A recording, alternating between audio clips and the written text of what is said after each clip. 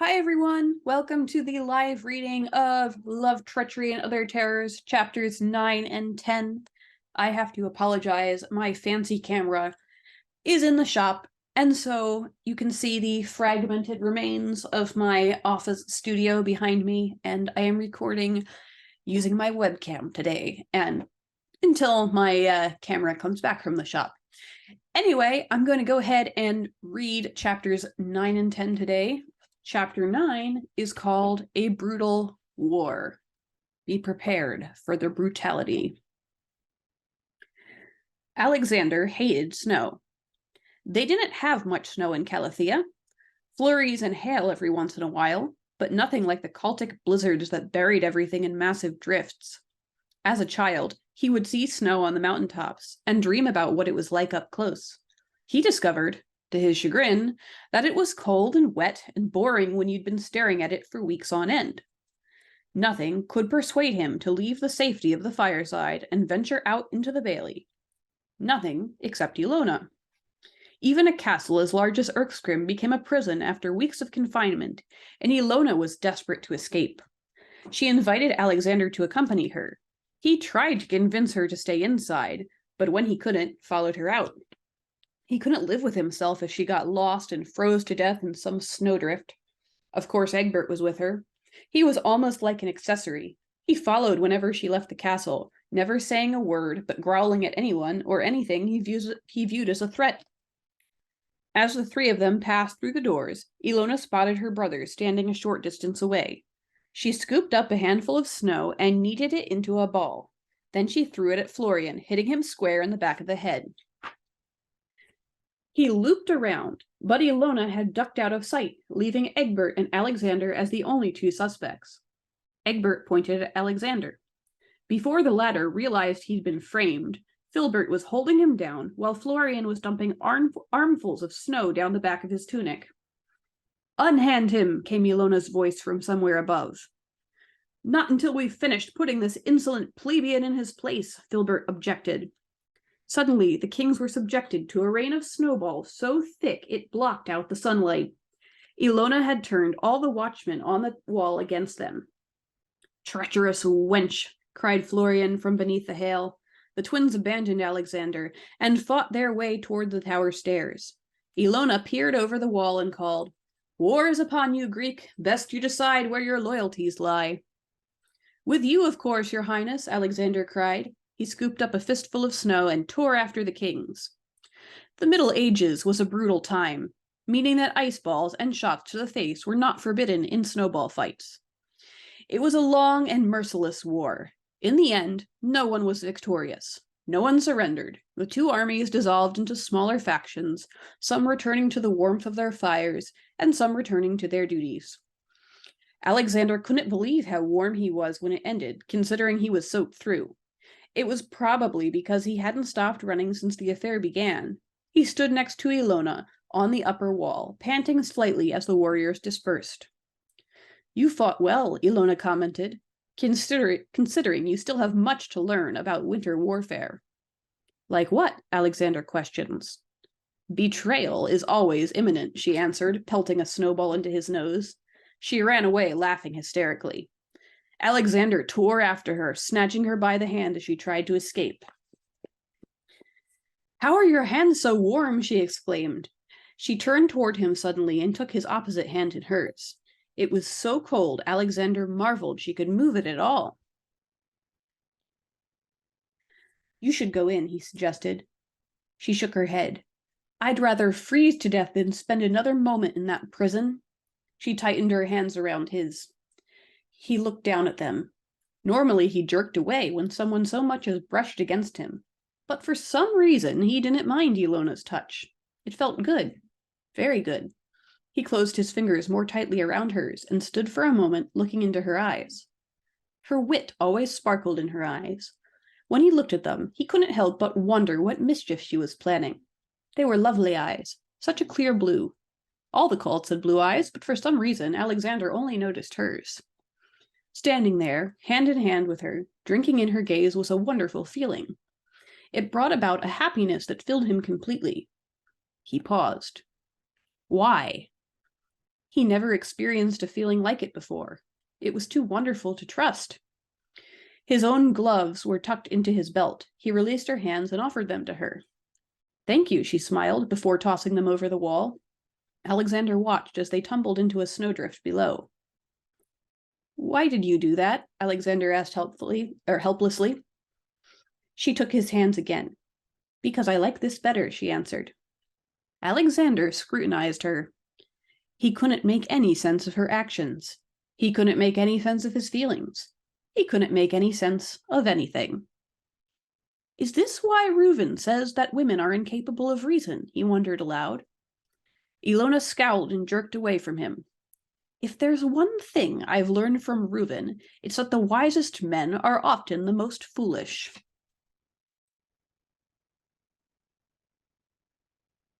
She stormed away, leaving Alexander thoroughly perplexed.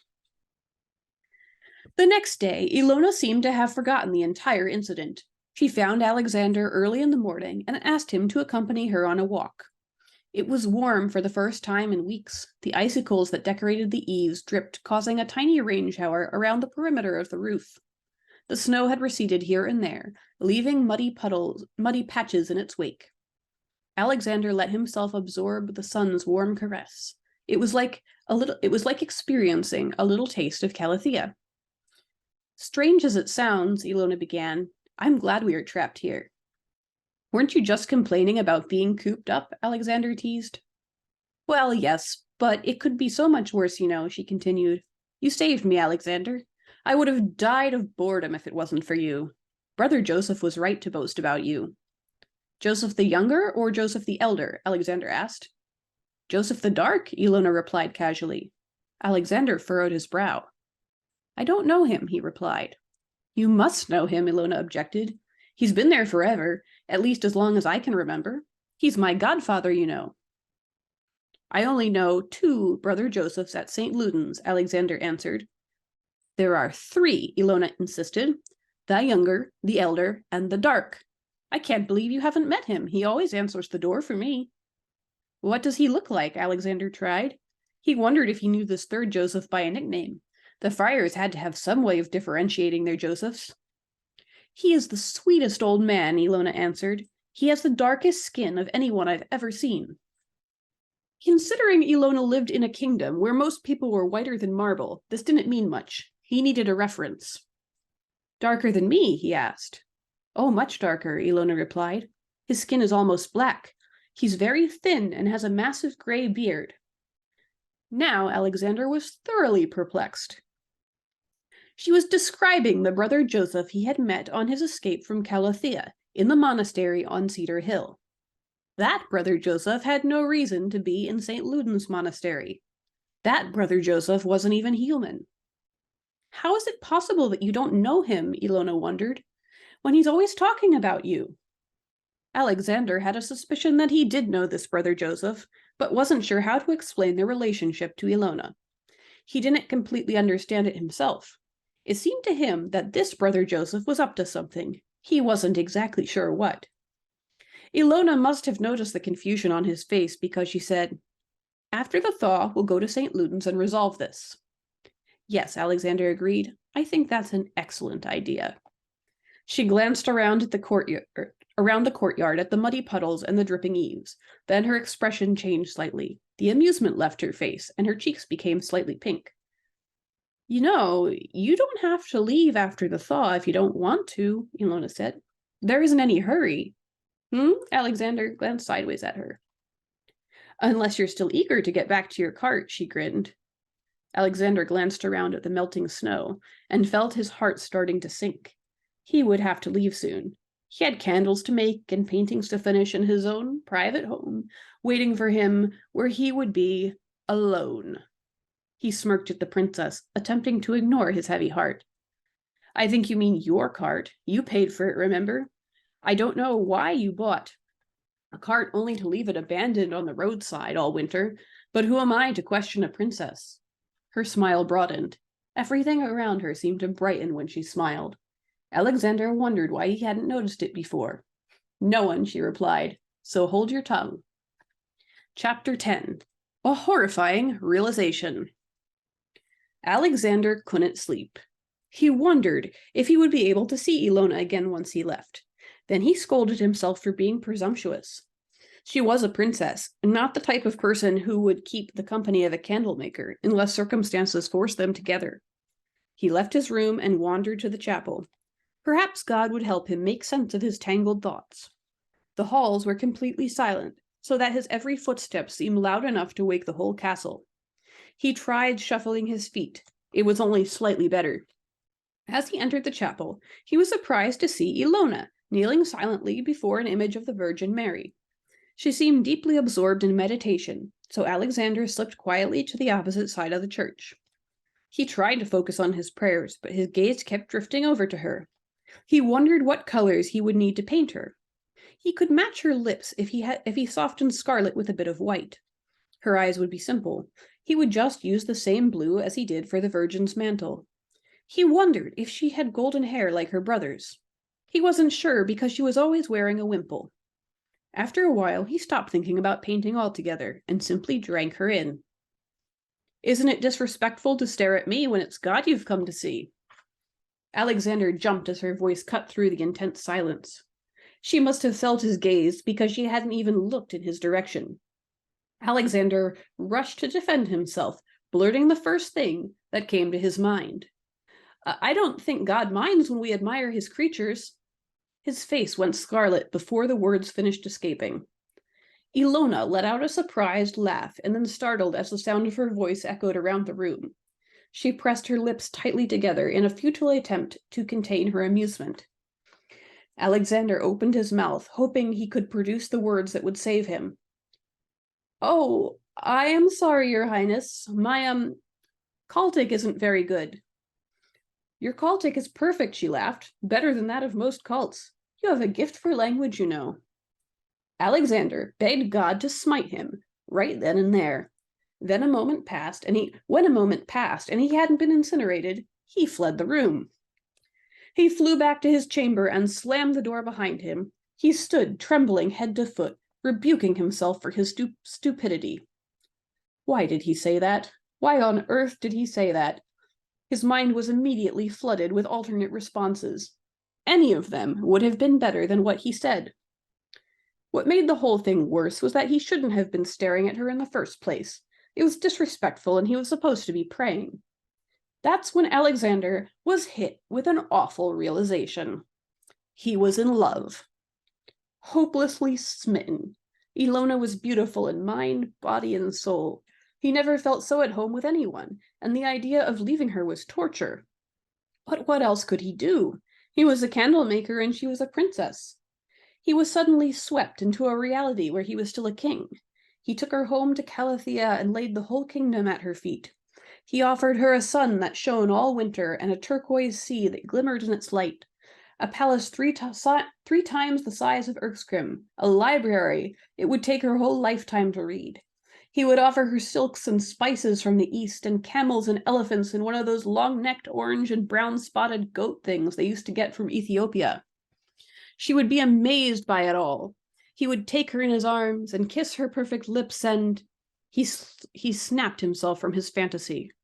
It was just a fantasy. His feelings were an insult, and the most loving thing he could do would be to purge them from his heart. He begged God to free him from his desire, but his passion remained. The only thing he could do was avoid her entirely. The following day, Alexander hid in his room. Shortly before the noon bell rang, hunger compelled him to slip out. To his horror, Ilona spotted him in the halls. "Alexander," she called. He quickened his pace, pretending not to hear her. "Alexander," she repeated, catching him by the shoulder. "Princess," he answered, turning toward her and bowing respectfully. "Where have you been?" she asked. He furrowed his brow and looked as confused as he possibly could. "My, Celtic," he began. "Please speak more slowly." Ilona rolled her eyes. "Are you embarrassed, Alexander?" "Embarrassed," Alexander repeated, looking more confused than ever. "I don't know that word." She scowled at him. "Stop it." "Stop what?" he asked. "Your Celtic has been flawless up until now." "Ah," Alexander answered, "but I am unwell and I lose the words." He knew he was being ridiculous, but for reasons that were beyond him, he kept going. Forget.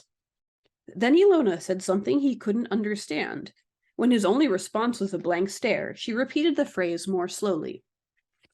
We speak a few Greek, Ilona answered in Greek. How do we saying to speak like so?